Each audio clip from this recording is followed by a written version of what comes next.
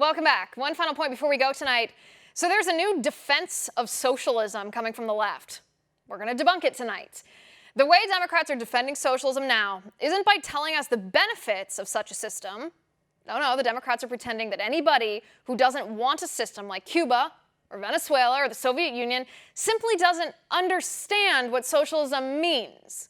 Here are a couple of examples. Jamel Hill from The Atlantic tweeted this weekend, quote, "My guess is 100% of the people who don't want a socialist have zero idea what socialism actually means."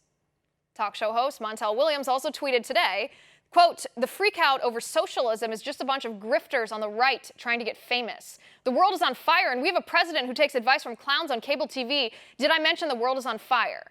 No, I'm not into banning cows or planes," he says. So let's define socialism. Socialism is an economic system where the government is in control of the means of production and distribution. Democrats' argument, then, is that their policy ideas like high taxes and Medicare for all and the Green New Deal aren't socialism because government doesn't own the industry. That is materially misleading. Democrats are simply morphing the definition of socialism from government owning the industry and therefore reaping all the profit to government controlling the industry and taxing away all the profit. Potato, potato. So let's talk about what happens in socialist nations or nations with socialist policies. In Venezuela, the government has unleashed tear gas in maternity wards at hospitals. They have murdered dissidents. There's a mass starvation of their people happening. They torture political opponents. They have detained journalists who asked the dictator about democracy. In Cuba, this is a photo of the healthcare system of the people of Cuba. The elites fly to Spain. The people of Cuba have to bring their own light bulbs to the hospital. They're not allowed to leave the country, and if they criticize the communist government, they disappear. In the UK, yes, the UK is a free nation, but with a socialist healthcare system, government decides whether babies like Charlie Gard live or die, based on how expensive it would be for the government to pay for his healthcare.